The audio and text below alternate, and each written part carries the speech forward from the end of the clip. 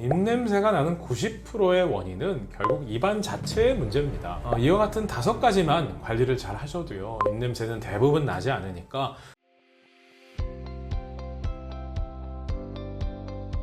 없어지지 않는 입냄새, 치아 건강과 관련이 있을까요? 방송 보시는 구독자분들도요, 본인 스스로가 입냄새가 난다, 나는 입냄새가 심하다 라고 생각하시는 분들은 아마 거의 안 계실 겁니다. 나는 입냄새가 좀 나는 것 같긴 하지만 나는 그렇게 심하지 않다라고 생각하시고요. 다만 이제 주변에 보면은 입냄새가 나는 분들이 꽤 많이 있으실 겁니다. 문제가 뭐냐면은 그 입냄새가 나는 분한테 친구든 가족이든 야, 너 입냄새 난다, 심하다, 어떻게 좀 해봐라 라고 얘기를 해주시는 것이 정말 어렵습니다. 왜냐하면 그 얘기를 하면은요, 상처받거든요. 반대로 생각해 보시면 여러분들도 지금 입냄새가 많이 나고 계시는데 주변에서 얘기를 안 해주시고 계실 수도 있기 때문에 본인이 입냄새가 나지 않는다라는 생각은 좀 대부분 틀린 얘기일 것 같고요. 우리가 입냄새의 원인은요, 어떤 분들은 그런 얘기 많이 하세요. 소화기가, 위가 안 좋아서 냄새가 나는 것 같다, 전신적으로 무슨 문제가, 절대로 그렇지 않고요. 입냄새가 나는 90%의 원인은 결국 입안 자체의 문제입니다. 나머지 한 90% 정도만 그렇고요. 나머지 10% 정도는 아까 말씀드린 것처럼 소화기 문제라든가 여러 가지 문제가 있을 수는 있지만 대부분 90% 문제는 구강 내 요인이라고 보시면 될 것 같아요. 구강 내 어떤 요인이 입냄새를 유발하나요? 일단은 제가 입냄새가 나는 이유의 크게 90% 정도가 대부분 구강 내 요인이라고 말씀드렸는데요. 이 중에 일단 첫 번째는요, 이 5가지 중에도 가장 큰 것은 치주질환이라고 보시면 됩니다. 쉽게 얘기해서 치주질환이라고 하는 것은 음식물 찌꺼기가 입안에 남았는데 그 음식물 찌꺼기가 제거되지 않고 우리 입안에 있는 세균들의 먹이가 돼서 진지발리스라는 세균들이 자라게 돼서 그 세균들이 내뿜는 독성 성분이 잇몸뼈도 녹이고 냄새가 나는 거거든요. 그게 바로 황화합물들의 냄새입니다. 우리 몸에는 좋지 않은 냄새들이 여러 가지가 있어요. 변 냄새라든가 아니면 우리 호흡기에 농이 생겨서 고름 냄새가 나는 경우도 있고요. 근데 쉽게 얘기해서 이 치주 질환으로 인한 냄새는요, 대부분 우리 입안에서 황화합물들이 생겨서 나는 냄새들이거든요. 근데 이 치주 질환이 우리 입안에서 입냄새를 유발하는 거의 90% 이상의 또 인자라고 보시면 될 것 같아요. 그래서 쉽게 얘기해서 치주 질환을 예방하면서 음식물 찌꺼기가 입안에 남지 않게 해주는 것이 가장 중요하고요. 그리고 5가지 중에 2번째는 충치라고도 볼 수도 있습니다. 충치가 생겨서 이가 부러진다거나 아니면 보시는 것처럼 입안에 있던 보철물들이 빠지게 되면은요, 저 부분들에서도 입냄새가 나기도 하지만 저 부분들의 음식물이 끼면서 또 입냄새를 유발하기도 하거든요. 그렇기 때문에 우리 입안에 충치가 있는 부분들도 음식물 찌꺼기가 끼지 않도록 좀 관리해 주시는 것도 중요하고요. 또 오래된 보철물, 우리 옛날에 과거에 금이든 이렇게 세라믹 보철이든 이를 씌워 놓으신 분들도 계실 겁니다. 근데 겉으로 보기에는요, 보시는 것처럼 멀쩡하거든요. 근데 저 보철들을 제거를 해보면은요, 보시면 이렇게 안에가 충치가 상당히 많이 생겨 있습니다. 이미 치아 몸통은 없어져 있을 만큼 저 안으로도 음식물 찌꺼기가 많이 껴있기 때문에 보통 저와 같은 보철물들이 하셨다면 보통 한 10년에 한 번 정도는 교체를 하시는 것이 좋습니다. 저와 같은 보철물에서도 냄새가 많이 나기도 하고요. 그리고 또 하나는 혀에서도 냄새가 많이 납니다. 우리가 많은 분들 칫솔질은 열심히 하시는데요, 혀를 닦는 분들은 잘 안 계세요. 그래서 제가 항상 이 혀 클리너, 텅 스크래퍼라고 해서 혀를 닦는 것들이 요즘은 그래도 많은 분들이 관심을 가지시고 쓰시고 계시는데, 이 입냄새가 나는 것들은 또 혀 안쪽에서 나는 백태가 원인입니다. 우리가 혀 색깔은 어떻죠? 혀 색깔은 핑크색입니다, 원래. 근데 본인 혀도 마찬가지고 주변 분들한테 혀를 이렇게 내밀어 보라고 하시면 예쁜 핑크색인 혀는 거의 못 보셨을 거예요. 대부분 다 우리 혀는 모가 굵은 그 카펫처럼 되어 있습니다. 그래서 음식물 찌꺼기가 끼는 것이 자기 치아보다 더 많이 끼는 경우도 있기 때문에 칫솔질만 하시는 것이 아니라 혀 클리너를 써서 백태도 제거하시는 것이 입냄새 예방하는 데도 중요하고요. 그리고 마지막으로 편도결석이라는 것이 있습니다. 이 편도결석이라는 건 쉽게 얘기해서 우리 이 목구멍 안쪽에 편도라는 부분이 있습니다. 이것은 이제 입안으로 들어온 세균들을 컨트롤하는 면역기관 중에 하나라고 보시면 될 것 같은데요. 이 편도 부분이 특이하게 어떤 부분들은 상당히 부어있는 경우가 있습니다. 그럼 이 편도가 붓게 되면은 이 편도는 표면이 깨끗한 것이 아니라 울퉁불퉁하게 되거든요. 붓게 되면 그 공간들은 더 커질 거고요. 그 부분들에 마치 치석이 끼듯이 음식물 찌꺼기가 껴서 굳게 되는 경우가 있습니다. 그래서 우리가 신장결석, 신장에 생기는 돌을 신장결석이라고 하는 것처럼 이 편도에, 목구멍에 있는 편도에도 약간 돌처럼 음식물 찌꺼기가 쌓이게 되거든요. 근데 불행히도 이 편도 결석은요 잘 빠지지가 않습니다. 그래서 이비인후과 가셔가지고 이비인후과 선생님들이 그 빨아들이는 석션 같은 걸로 좀 빼주시는 경우도 있는데요. 근본적으로 이 편도 결석을 제거하는 방법은 아예 이비인후과에서 전기 소작술이라고 해서 울퉁불퉁한 부분들을 좀 지져버리는 방법도 있습니다. 그러면 확실히 그 부분들의 음식물 찌꺼기가 덜 끼게 되거든요. 그래서 이 편도 결석 이렇게 크게 5가지로 보시면 될 것 같고요. 이와 같은 5가지만 관리를 잘 하셔도요 입냄새는 대부분 나지 않으니까. 그리고 입냄새를 관리하는 데 있어서도 이와 같은 5가지를 하시면서도 또 본인 스스로도 입냄새가 나는지를 좀 자주 체크를 해보신다면요 입냄새가 나지 않아서 대인관계도 좋아질 뿐만 아니라 치주세균이 줄어듦으로 해서 치아가 빠진다거나 또 치과 치료를 많이 받으셔야 되는 이런 필요성도 현저하게 내 줄어들 입에서 겁니다. 입냄새 나는지 확인하는 방법이 있나요?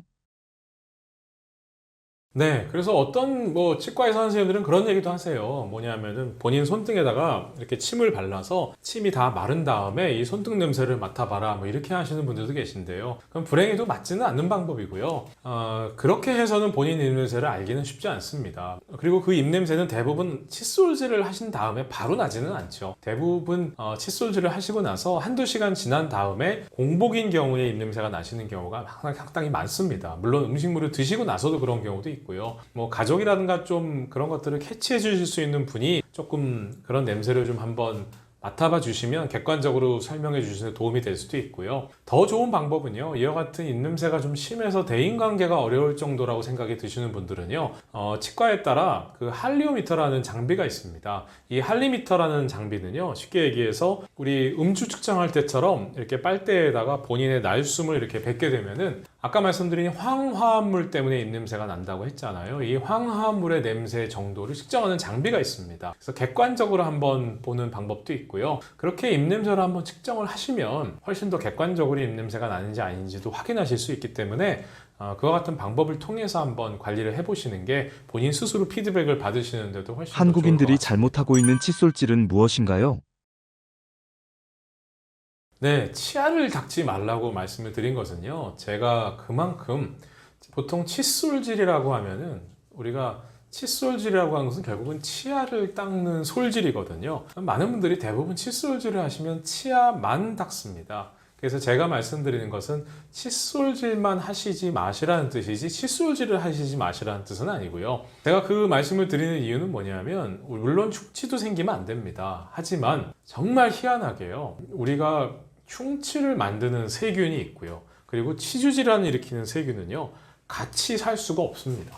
충치를 일으키는 세균이 많다면 치주 세균은 줄어들 수밖에 없고요. 또 치주 세균이 많다면 충치 세균은 적어질 수밖에 없습니다. 이 말씀을 왜 드리냐면 우리가 보통 한 30대 이전까지는요. 이를 잘 안 닦고 하면 충치가 잘 생깁니다. 근데 그때는 치주질환 세균보다 치주 세균보다 충치 세균이 더 많기 때문에 그렇고요. 한 50세 이상 넘어가시게 되면은요. 충치는 잘 생기지 않습니다. 오히려 치주 질환이 훨씬 더 많이 생기거든요. 근데 그렇게 되면은 앞서 말씀드린 대로 20, 30대 하던 칫솔질이 아니라 이솔질로 바뀌어야 되는데 40대, 50대 시니어가 이상 되셔도 계속 치아만 닦고 계시니까 치아만 마모가 되고 치주 질환이 생기는 것은 막아주실 수가 없는 경우가 많이 있습니다. 그래서 제가 그런 이유로 칫솔질을 하지 마셔라 말씀드리는 것은 치아를 닦는 것은 물론 중요하지만 치아를 닦는 것 못지않게 치주 질환을 예방하기 위해서는 잇몸을 닦아주는 이솔질이 중요하다는 것을 강조드리기 위해서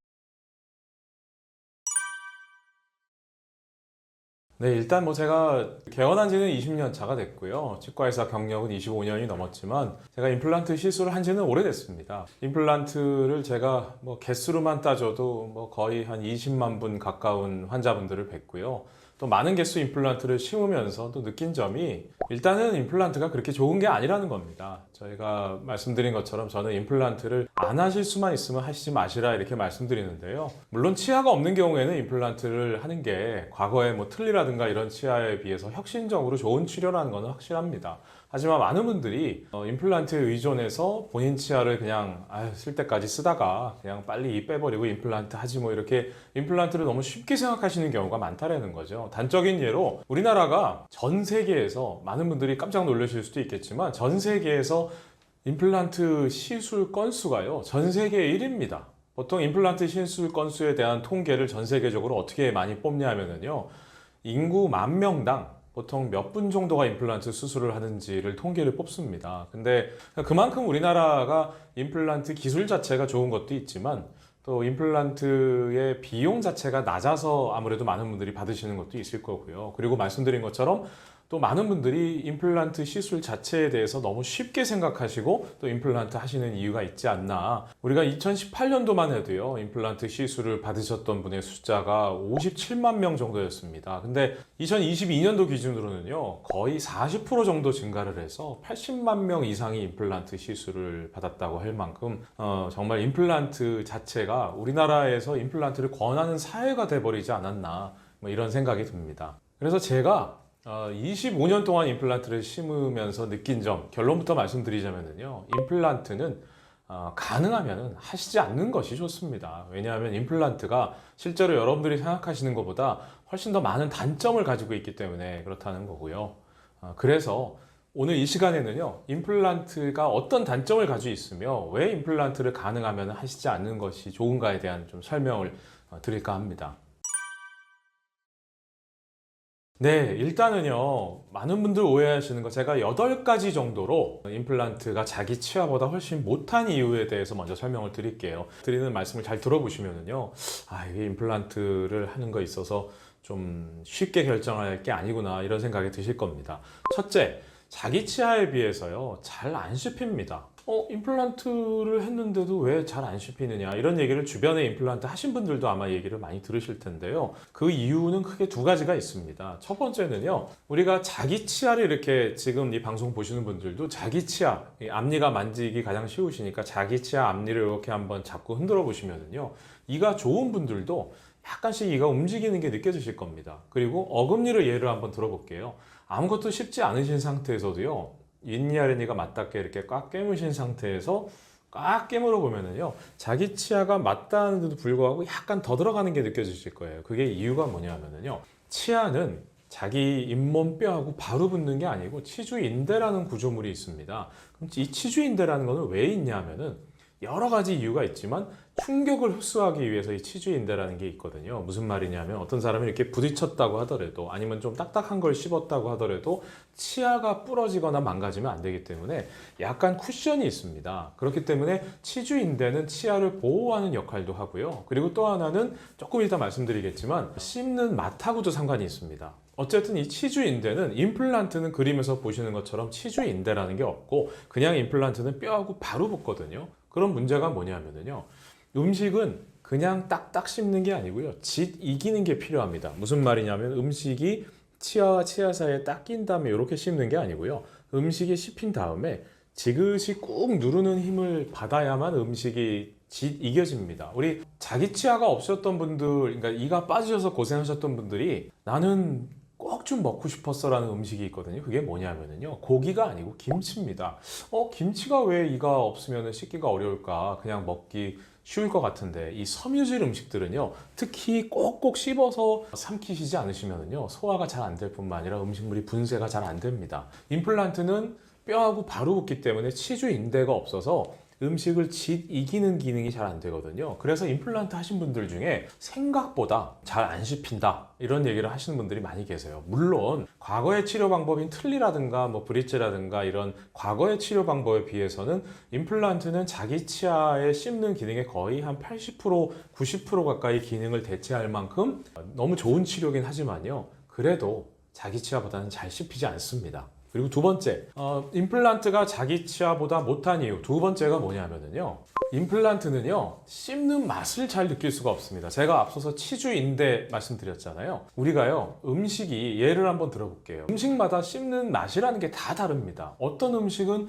차가워야 맛있는 게 있고 뜨거워야 맛있는 음식이 있는가 하면은 어떤 음식은 좀 부드러워야 맛있는 음식이 있고 어떤 음식은 좀 딱딱해야 맛있는 음식이 있습니다. 예를 들어서 사과라든가 수박은요 씹을 때 아삭아삭한 맛이 있어야 됩니다. 근데 푸석푸석 하면 맛이 없겠죠. 깍두기는 또 반대로 딱딱한 맛이 좀 있어야 됩니다. 근데 이 씹는 맛, 그러니까 매운맛, 짠맛을 얘기하는 게 아니고요. 씹는 식감을 느끼는 거는 우리가 치주인대로 느끼는 겁니다. 혀로 느끼는 것도 아니고요. 근데 앞서 말씀드린 것처럼 치주인대는 바로 자기 치아에만 있기 때문에, 그래서 임플란트 하신 분들이 또 그런 얘기 많이 하세요. 원장님, 제가 임플란트 이거 잘 씹으려고 식사는 했는데 맛을 잘 못 느끼겠어요. 이렇게 말씀하시는 분들이 있거든요. 그게 바로 치주인대가 없기 때문에 식감을 못 느껴서 맛을 느낄 수는 있지만 그 맛 자체를 온전히 다 못 느끼시는 경우가 바로 임플란트가 자기 치아보다 못한 이유라고 또 할 수 있겠고요. 세 번째는요, 임플란트는 보호장치가 없다라는 겁니다. 제가 치주인대 이어서 말씀드린 것과 똑같은 얘기인데요. 우리가 보통 식사를 하시다가요,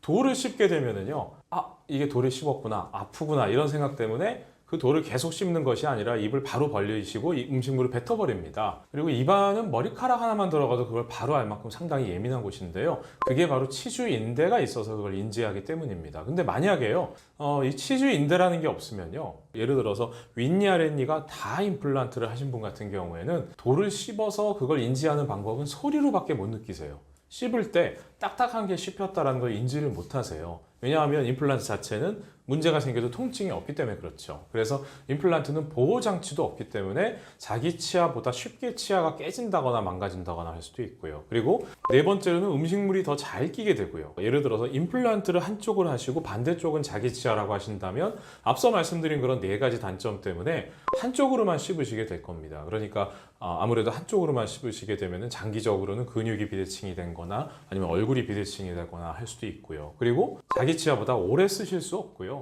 앞니 같은 경우에는 요즘은 기술이 좋아졌기 때문에 어금니 정도는 거의 자기 치아와 유사하게 만들 수 있지만, 앞니 같은 경우에는 특히 전체를 앞니를 다 임플란트 하신 경우라 그러면은 본인 치아와 유사하게 만들 수 있겠지만, 앞니 하신 경우에 하나 치아만 임플란트를 했다면요, 또 게다가 원래 자기 치아가 약간 착색이 되어 있는 경우라고 한다면 그걸 자연스럽게 만드는 게 또 쉬운 일이 아닙니다. 그렇기 때문에 신미성이 떨어질 수도 있고요. 그리고 또 제가 추후에 말씀드리겠지만, 임플란트를 씹다 보면은 여러 가지 또 부작용들이 생길 수가 있습니다. 요즘 방송 매체에 많이 나오는 것처럼 수술하는 과정이라던가 보철이라든가 이런 여러 가지 속에서 부작용이 나올 수 있기 때문에, 이와 같은 8가지 부작용, 그러니까 8가지 임플란트가 자기 치아보다 좋지 않은 단점들이 있기 때문에 임플란트 치료를 하실 때는 훨씬 더 신중하게 치과의사 선생님과 상의를 하시는 게 좋겠다는 먼저 말씀을 드립니다.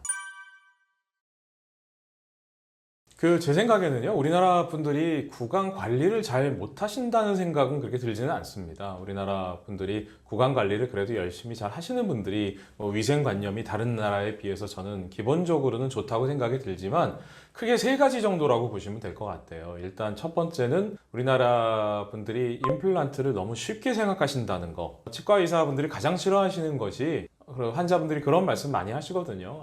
치과 가면 너무 아프고 힘드니까 그냥 원장님 다 빼고 임플란트 하면 안 돼요?